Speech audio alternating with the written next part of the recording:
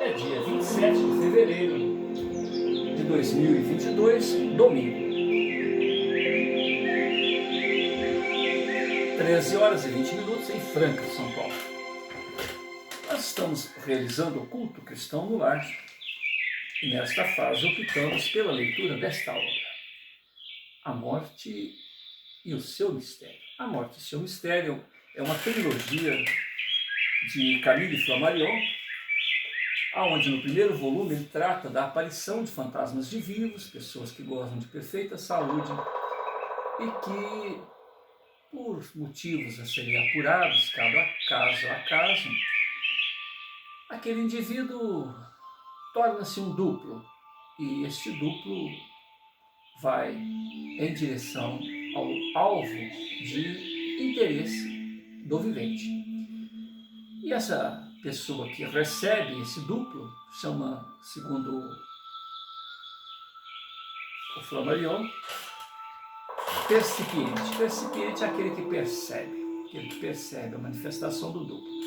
Essa percepção ela vai desde uma comunicação telepática, mente a mente, onde tudo que um pensamento pode passar, desde sensações, visões e tudo mais, mas só, na verdade, é uma manifestação telepática, até alguma coisa mais intensa, alguma coisa do tipo uma névoa ou uma manifestação mais consistente, e de tal forma que a retina do globo ocular recebe a imagem, né, da luz que sai da pessoa, do duplo daquela pessoa, e informa ao cérebro a presença tal qual qualquer objeto ao nosso redor. A manifestação não é só visual, ela é auditiva, ela é olfativa, ela é de vibrações, movimentação de objetos, enfim. Um indivíduo com o corpo físico tem a possibilidade de criar um duplo de si próprio e manifestar-se. E esse duplo, esse corpo materializado, é capaz de produzir os fenômenos físicos como o próprio corpo físico. E ele ocupa 2 volumes. Um primeiro volume dos indivíduos normais assim, que estão distantes da morte, não tem nada a ver com a morte, e tem essa produção de duplo.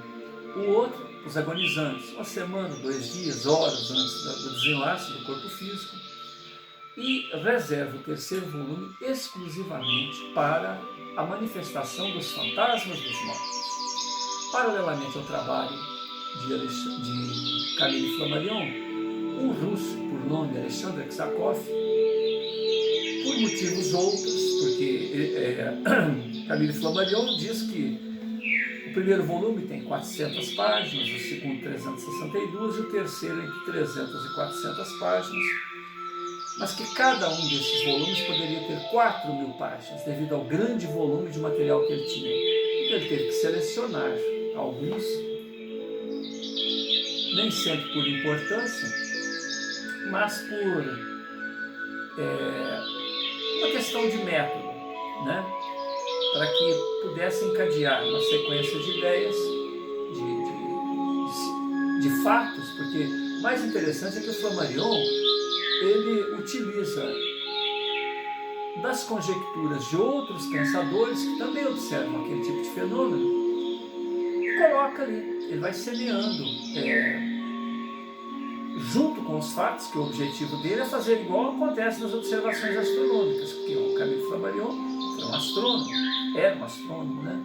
E ele utilizou a metodologia que ele usa para estudar os astros, para estudar a psique humana. Mas a gente estava falando que o Alexander Ksakov, então, lá na Rússia também tinha lá seus problemas. Ele tinha um monte de casos de fantasmas de vivos, fantasmas de mortos, e ele, além dos casos que tinham ali pela região, ele tinha a literatura, tinha as pesquisas dos psiquistas, porque tantos eram os fatos que se reuniram em associações de estudos psíquicos, grupos na Rússia, na Inglaterra, na França, nos Estados Unidos, e aonde alguém se interessasse pelo assunto. E havia os os livros, os volumes, as revistas, os jornais, os autos, né? Então, quando você faz uma reunião, uma ata, alguma coisa assim, então vamos chamar de autos. Então, haviam os autos das sociedades de estudos psíquicos. Então, estava lá, Camille Flammarion fez um estudo excelente de um determinado caso, então aquilo era registrado na sociedade. Gabriel Delany fez um estudo interessante, Myers fez um estudo interessante, Freud fez um estudo interessante, e outros, vou citando outros nomes. Então, esse material era como se fosse igual quando você vai num cartório e você deseja fazer uma declaração para que posteriormente ninguém diga que você não fez, para que se saiba que você fez na presença de testemunhas, né? No cartório tem isso. Às vezes você quer fazer um boletim de ocorrência e não, por um motivo qualquer, a internet não funciona, o funcionário não quer trabalhar, sei lá, acontece alguma coisa. Então você vai no cartório e fala, quero fazer uma declaração. Hoje eu tive um sonho de sonhador. Sonhei que, e aí descreve o seu sonho. Por motivos óbvios, na delegacia não era conveniente fazer esse tipo de ocorrência, mas você pode ir no cartório e declarar um sonho. Os cartomantes, os videntes, as pessoas costumam fazer isso. Para não dizer que não haviam dito antes, eles procuram os cartórios e pagam para que seja certificada uma declaração sua. Olha, essa noite eu olhei os astros e vi que... E aí, né? Então, para a gente ter uma ideia da importância, da reverência, da seriedade, né?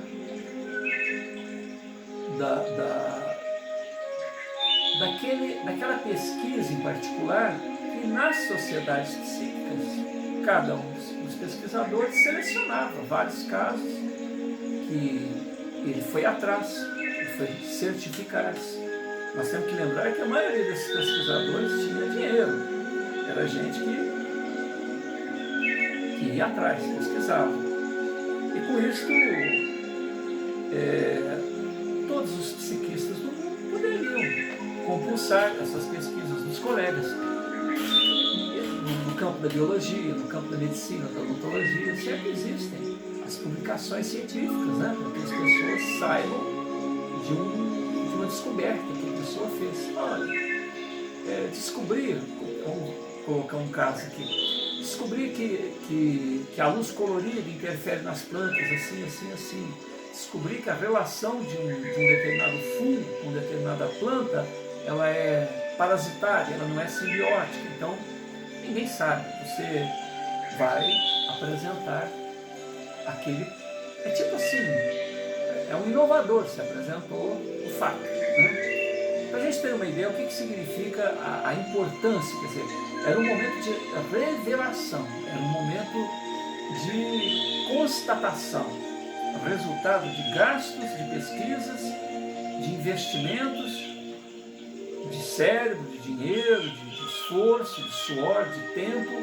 Então, as pessoas usavam os anais, que é a palavra correta, os anais das ciências psíquicas da sociedade a que pertenciam para fazer esses registros. E eram fatos, tão fatos que ali haviam materialistas, espiritualistas, cada qual dando a sua interpretação, mas, no entanto, ninguém negava o fato.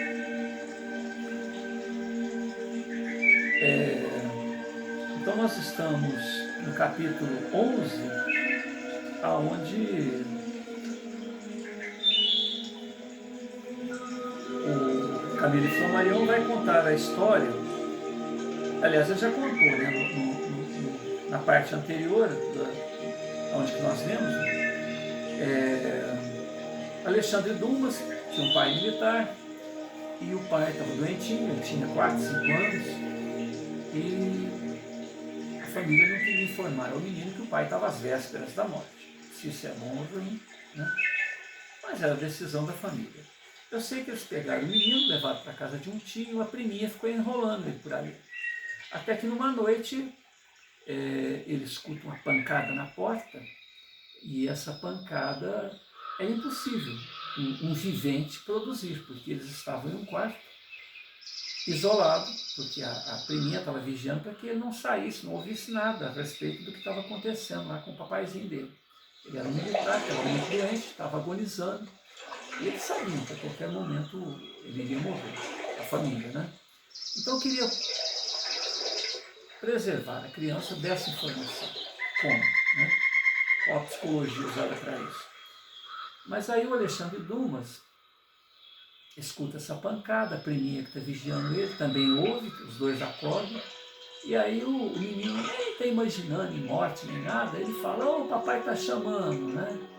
E aí a priminha fica assustada, comenta alguma coisa, tal, ele pega, vai na porta para abrir, a priminha vem, segura ele, arrasta ele para a cama, segura ele, e a pancada na porta repete, a prima fica assustada, mas não deixa ele abrir a porta, e o menino começa a chorar, a espernear, até que finalmente ele sente um suave toque no rosto, e ele percebe que aquele é o pai dele, mas uma coisa estranha, porque o pai dele estava em casa. Como? Por que aquilo, né? Depois que o pai morre, alguém vem lá da casa dos pais informar-lhe: Alexandrinho, né? Xandim, papai morreu. Morreu? O que morreu? Morreu, ele foi embora, nunca mais vai voltar. Mas como assim? O papai do céu levou ele. O papai do céu morreu? Meu pai morreu, o papai do céu levou ele? Para onde? Para o céu. Uma criança entende que olhar para cima, nuvem, céu azul, céu, foi para o céu azul. E aí ele consegue entender que o papai do céu matou o pai dele. E aí logo que a priminha, a família, que os tios descuidam, eles deveriam morar próximos, esse menino vai lá dentro, a casa dos pais, esconde-se num local onde haviam armas, uma chamada de sala de armas, né? E recolhe uma espingarda, vai em direção a uma escada dentro da casa deles, a mãe vê aquilo, aquele menino com a espingarda, e pergunta, Xandim, né? O que aconteceu? Me falaram que o papai morreu? Que o papai do céu matou ele? Então eu vou matar o papai do céu. Aí a mãe abraça ele e tal, e a vida prossegue. Então, isso é uma história contada por Alexandre Dumas, que é um romancista. Então, muitas pessoas imaginaram que o fato devesse à imaginação, né, do Alexandre como historiador, como romancista, mas não, é o que realmente aconteceu com ele na sua infância. Eis a história da manifestação do pai de Alexandre Dumas a seu filho. Tal como ele a contou, Dumas era um grande romancista, hábil contista, mas não pôde acudir ao pensamento de ninguém de coração. A ideia de que essa história não seja autêntica e que haja sido inventada pela imaginação do cérebro escritor. A veneração sagrada que consagrava o pai adorado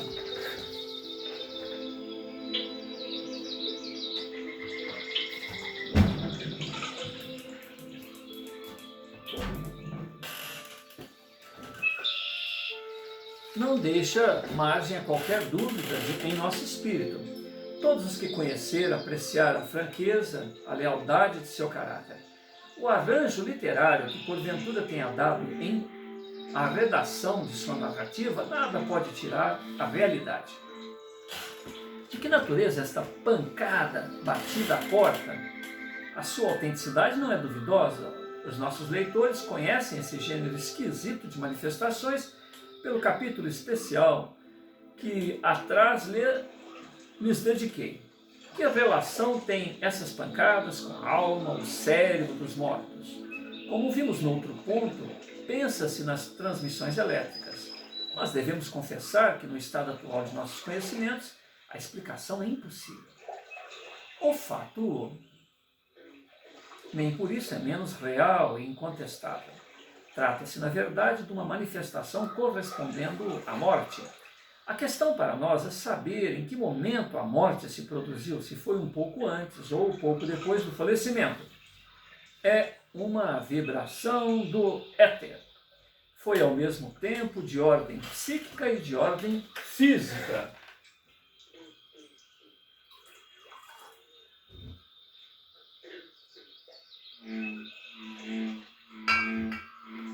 Ouviram-na a criança e a priminha, Mariana. Tudo nos leva a crer que ela não foi intencional, que unicamente a produziu à vontade, como nas aparições das vozes ouvidas, conselhos dados, por conseguinte, não foi nem antes nem depois da morte que ela se produziu pelo pensamento do general Dumas, que é o pai do menino aqui, mas que coincidiu com o próprio momento da separação da alma, como efeito mecânico. No tomo 5 da mesma obra, ou seja, na obra de Alexandre Dumas, relata outra observação não menos perturbante. Trata-se de um senhor Villeneuve, um bibliógrafo, seu amigo, de idade avançada, tinha ido fazer-lhe uma visita em 1826, no mês de março, pelas 5 horas da tarde, isto é, ao cair da noite, por causa do estudo do autógrafo. Ao passar pelo porteiro, este entregou-lhe uma carta para não subir as escadas de 2 andares.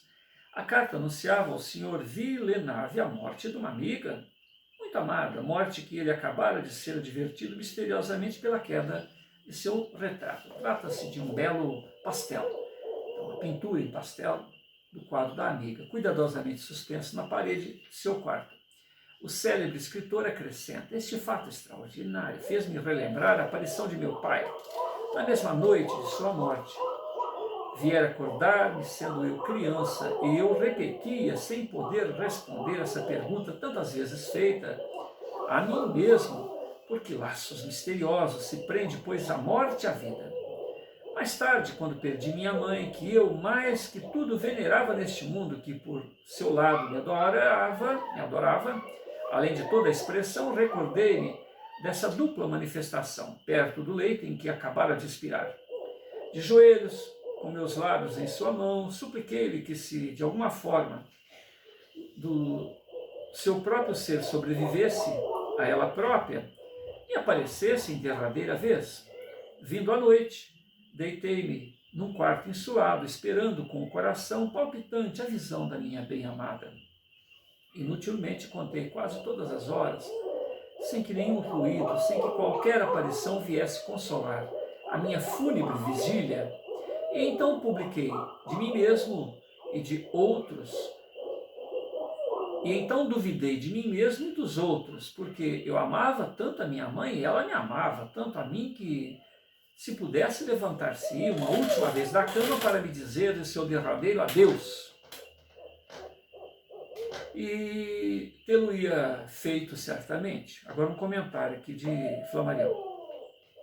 Toda a gente pode notar que essas manifestações não se produzem quando mais se deseja, o que nos demonstra que não há autossugestões. Por outra parte, o cérebro concentrado na expectação de um fenômeno desta ordem parece perder toda a aptidão para perecer. O caráter essencial de tais manifestações é a espontaneidade. Saibamo-lo e não esqueçamo-lo. Olha que interessante. Todo fenômeno espiritual de fantasmas de mortos, ele é espontâneo e não provocado. De resto, todas as crianças, velhos, sejam os únicos privilegiados. As crianças, então é que ele está dizendo o seguinte: quando o indivíduo está muito velho, porque está muito perto da morte, ou está muito novo, ele tem esse privilégio, né, de pedir alguma coisa e alguém dá uma atençãozinha para ele de lá. Bom, continuando. O cérebro do escritor acrescenta, abre aspas. Não, agora é comentário ainda do Flammarion. Exponhamos todos os fatos, mesmo contraditórios, para a nossa instrução pessoal. Podemos notar que essas quedas de retratos, coincidindo com a morte, não são muito raras. Possuo entre meus papéis grande número de observações idênticas. Retratos caídos no instante do falecimento sem que se encontre causa da queda, em vista da maneira de sua suspensão. Estava firme porque caiu. Um desses exemplos foi-me assinalado ainda recentemente por uma correspondente verídica, sincera, que os meus leitores já conhecem, a senhora Vera Kunzelar, de Nápoles, ver o primeiro volume desta obra, que me transmitiu a seguinte narração em 27 de outubro de 1920.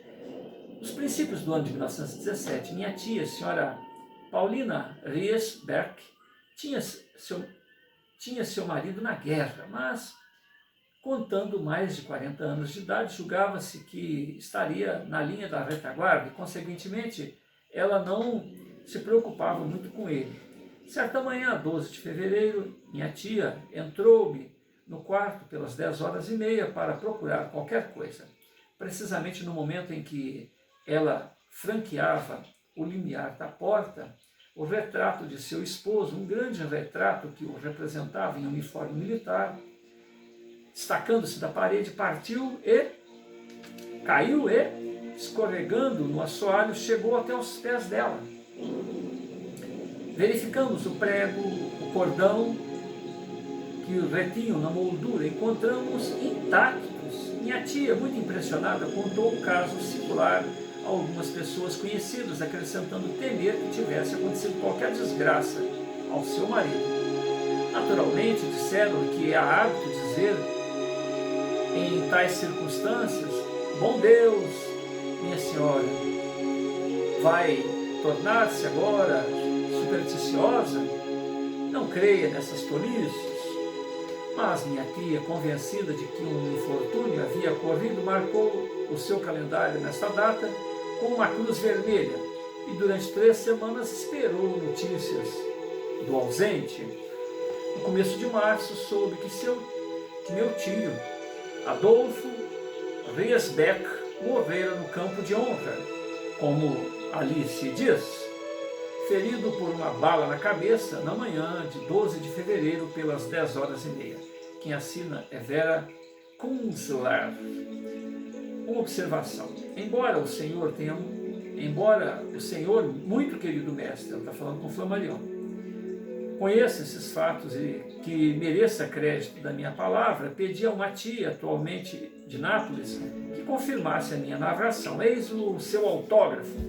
Certifico a absoluta exatidão da narrativa precedente. Quem assina é Paulina Riesbeck e ela é então deve ser a tia, né? Rua Lyotard, em Genebra, carta de número 4291, do arquivo pessoal de Camille Flammarion.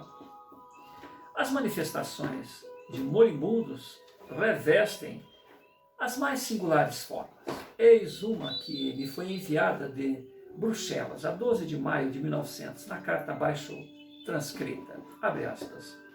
Essa é a carta de número 916. Quem assina é E. Michel, morador na Rua do Norte, 26, Bruxelas. Creio ser meu dever acrescentar à sua documentação um fato que fui testemunha, que ainda que datando de longe me ficou vivamente na memória, que muitas vezes o repeti à minha mulher e aos meus filhos. Em Liege, a 11 de abril de 1852, meu irmão, minha família e eu estávamos sentados à casa, já à noite, jogando as cartas. A luz do gás, que na época então era bico de gás, né, para iluminação. Quando subitamente a chama se extinguiu. Espanto geral, teria alguém tocado no relógio?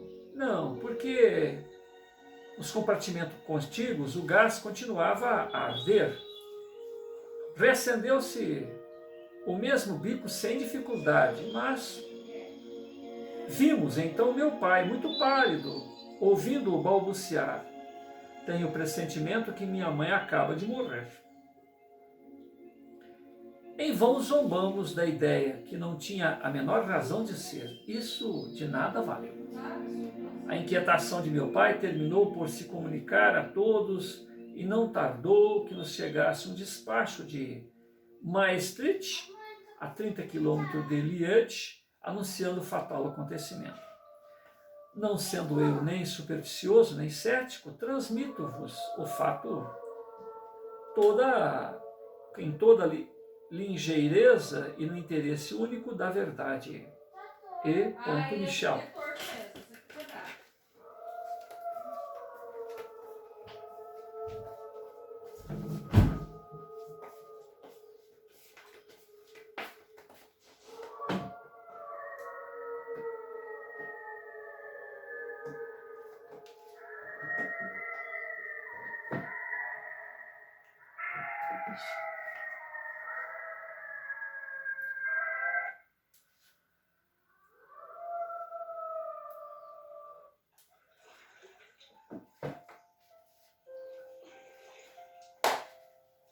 Luz de gás que se apaga no momento de uma morte, isso incontestavelmente diante de uma família inteira. Não será infantil, ridículo? É inadmissível uma corrente psíquica. Eis um relógio que para, recebi do Dr. Weil, rabino de Estrasburgo, a seguinte notificação de 3 observações feitas em Bischofsheim, numa família da maior honorabilidade e que ele garante a exatidão. Família protestante, nada mística e tudo há de mais sóbrio em ideias religiosas. Prefere que os nomes não sejam publicados. Essa narrativa foi escrita por um estudante. Minha avó morreu em 1913. Na hora do seu falecimento, o relógio que estava suspenso na parede do seu quarto parou. Ninguém conseguiu tornar a pô-lo a trabalhar. Anos depois, seu filho morreu também, e no mesmo dia, o relógio começou a dar horas sem que ninguém os tivesse tocado. Por ocasião do falecimento dessa dama, um dos seus filhos residia na América. Voltou apressadamente a Alsácia e, ao chegar, perguntou se sua mãe vivia ainda. Recebendo resposta negativa, contou que no dia 9 de fevereiro acordara durante a noite e vira a mãe de pé junto ao seu leito. Ela fez um sinal, exclamou ele. Levantei-me, segui através de 3 compartimentos e terminei por a chamar. Neste momento, justamente desapareceu e o relógio marcou 2 horas, menos um quarto. No dia seguinte, partiu para Alsácia, porque estava certo do seu passamento. Fora com efeito neste dia e a hora indicada que a morte ocorrera. Carta de número 4201. Continua Flammarion. Indubitavelmente é estranho que um espírito de um moribundo, de um morto, possa deter o relógio, pô-lo a trabalhar. Como poderão eles atuar sobre a mola? Todavia, vimos noutro ponto que a faísca exerce esta ação. Atribuir tais coincidências ao acaso é coisa que não nos satisfaz muito, dado ao número de observações concordantes. Por outra parte, temos uma aparição que anunciou um falecimento. Uma dama da boa sociedade, muito distinta e sagaz, observadora, escreveu-me em abril de 1900, carta de número 888. Abre aspas. Os 2 fatos que vou indicar são exatos, mas só lhes relatei, querido mestre, com a condição de certo que compreenda e desculpe, a de não publicar nem o meu nome nem o dos outros, porque o mundo é muito estúpido e escarnece de tudo. Certo dia, uma jovem veio trazer-me notícias de sua irmã casada e vivendo longe, que tinha adoecido com febre tifoide. Eu e minha filha, ao acompanhá-la, detivemos-nos conversando por debaixo de uma sineta colocada à estrada do compartimento que eu habitava. Perto de nós, ou a certa distância, não estava ninguém. De súbito, a sineta começou a tocar como um dobre, um toque, um ritmo de finados. Leontina, disse eu à nossa visitante, sua irmã está a morrer, este é o sinal de seu adeus. Neste momento recebi um telegrama anunciando o falecimento. Falar-lhe-ei também de uma irmã de caridade que me contou o seguinte. Tinha ela uma amiga que lhe prometera preveni-la quando estivesse para morrer. Um dia em que a freira estava no roupeiro, ouviu chamar, Irmã Celina, Irmã Celina. Olha e não vê ninguém. O mesmo chamamento se repete por 2 vezes. Ao terceiro, ela acrescenta, sou eu. Vou partir para sempre e venho vos avisar. Passado um mês, a irmã Celina soube que a sua amiga morrera no dia, a hora em que ela ouvira a citada voz chamar-lhe.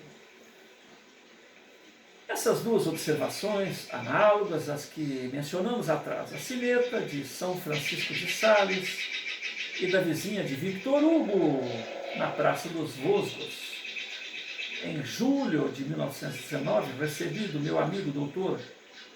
Oswald, médico ocultista de Ivry, a seguinte comunicação, com o pedido de não revelar a dor da família em luto.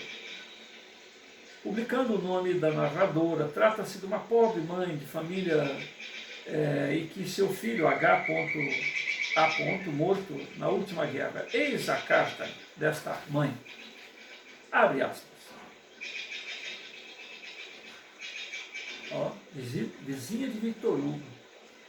Pede-me que lhe relate o fato misterioso que coincidiu com a morte de meu bravo e doce filho. Eis-lo aqui, na sua dolorosa simplicidade. A 16 de junho de 1915, fui acordada por 3 pancadas, muito nítidas, muito vibrantes, na minha porta e disse, entre, quem é? Pensando que fosse minha criada de quarto, que me serve pequeno almoço pelas 7 horas da manhã. A admiração que senti por não ver a porta abrir-se cessou imediatamente. Sentando-me no leito, disse ao meu marido que tinha ouvido minhas palavras, entrando e consultando o relógio que marcava 6 horas menos 5 minutos. É estranho, acabo de ter uma alucinação auditiva, 3 pancadas, batidas à porta, mas tão rápidas e fortes que me disseram ecoar ou evocar o nosso Henrique. Parece-me que é ele, disse-me. Querida mamãe, peço-te que não inquietes, mudo de setor, sou feliz, tudo vai bem, mas parto. Sensação estranha que me penetrou profundamente. Ó, interessante, né? Mudo de setor, ó, sou feliz, mas parto, tudo vai bem. Meu filho pertencia ao regimento 148 da infantaria que estava iminente um ataque em direção ao trágico planalto de Quenevierre, região de Compiègne. Receamos este ataque que, no entanto, ele vivia serena e confiante. Ai de mim! A 23 de junho, um professor do colégio onde meu filho fora educado comunicou-me a lancinante notícia, transmitida por um condiscípulo de Henrique, tenente que se encontrava perto dele, quando o nosso querido e pobre filho foi mortalmente ferido à cabeça por um estilhaço de obus que rebentou a curta distância. Sua morte fora instantânea, no mesmo em que o assalto começara. 6 horas menos 5 minutos. Envio-lhe cópia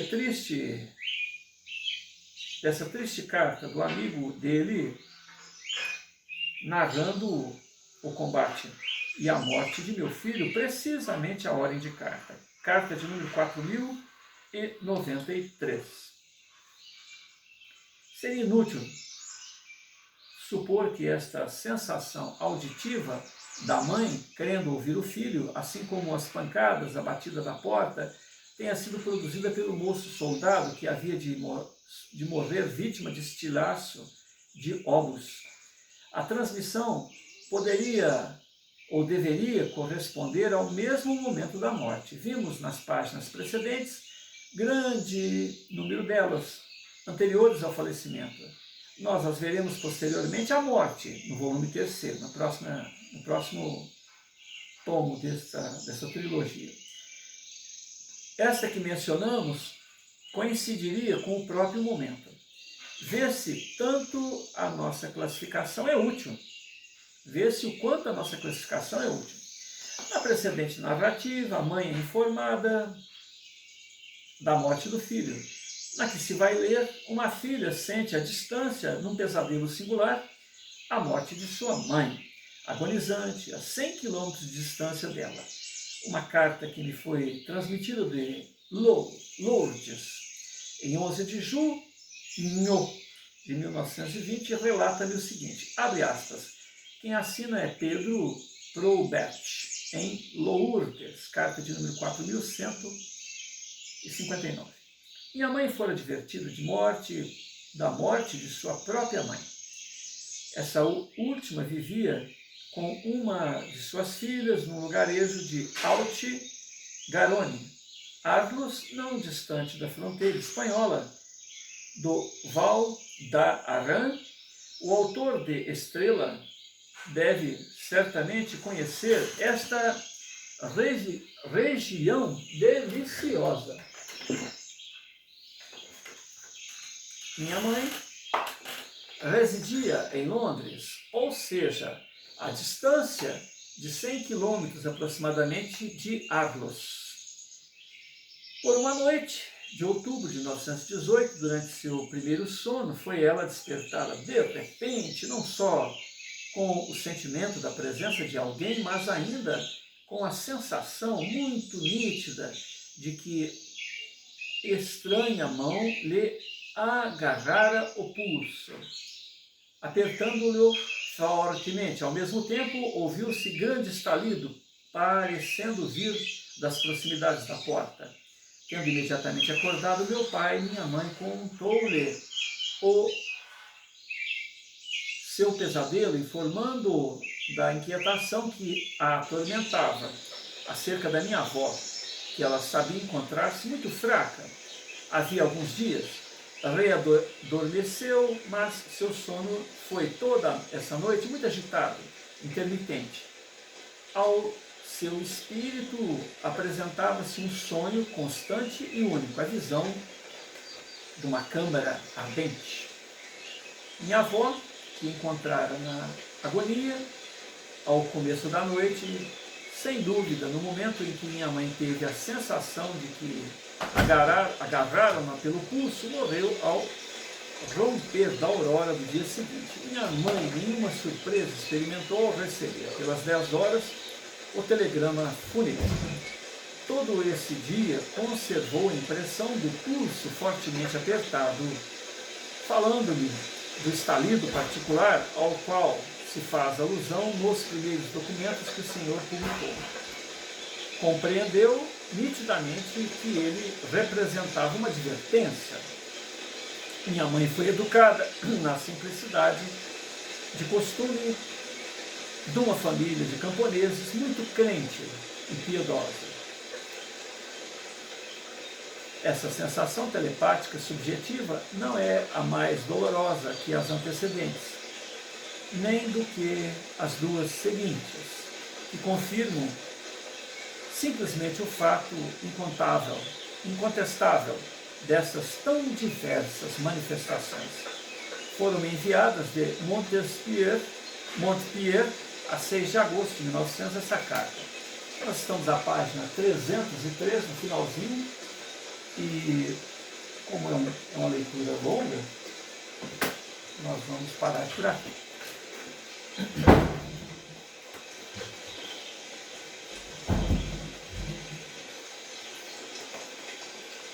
Camille Flammarion, no prefácio desse segundo volume, ele fez uma alusão ao pensamento socrático.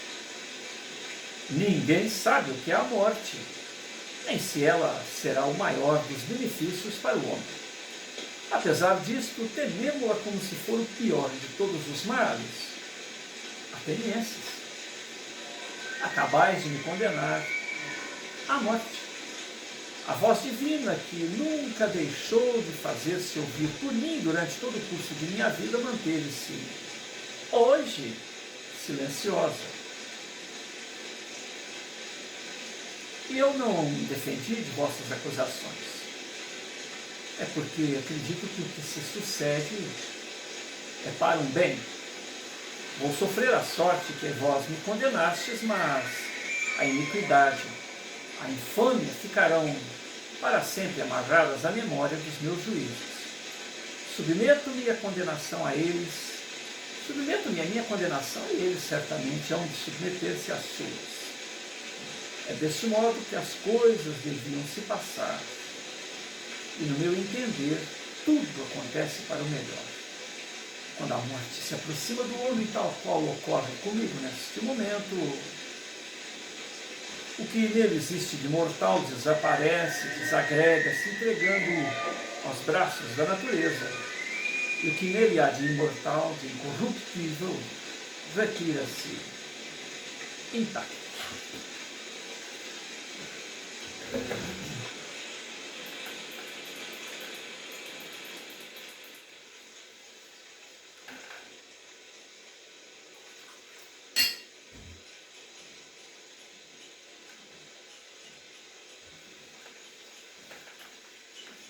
Senhor Jesus, gratidão por esse instante em que, diante do caos que cerca a humanidade, cada qual com sua história, suas necessidades, nós podemos ter individualmente, cada um de nós, este refrigério, este encontro com a nossa essência. Hoje estamos observando particularmente a manifestação dos imortais, os imortais encarnados, os imortais desencarnados, os imortais à beira do desencarno, mas é a manifestação do indivíduo além da matéria. Este volume de 362 páginas é uma coletânea de depoimentos e mais depoimentos, em meio aos quais uma ou outra versão de algum pensador, inclusive do próprio Flammarion.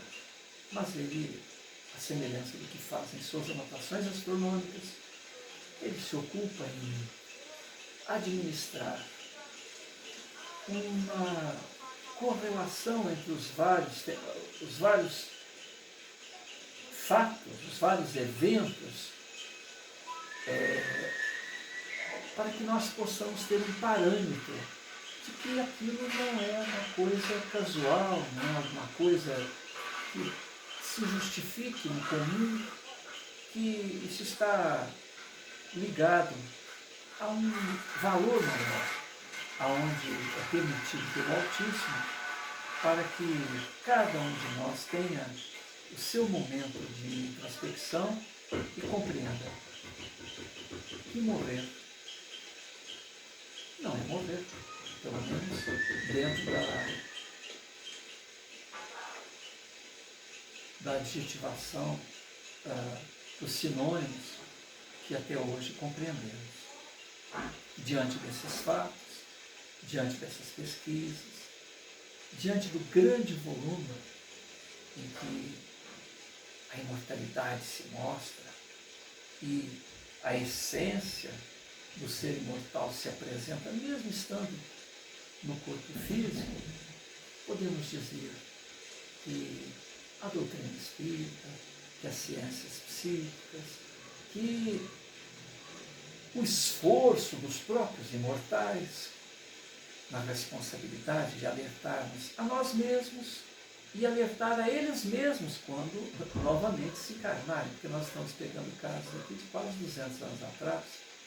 Então, quantas encarnações podemos ter neste período e hoje estarmos lendo alguma coisa que nós mesmos elencamos para que alguém juntasse os anais dessas sociedades psíquicas, ou tenhamos vivenciado e colocado à disposição para que algum pesquisador assim ou registrasse.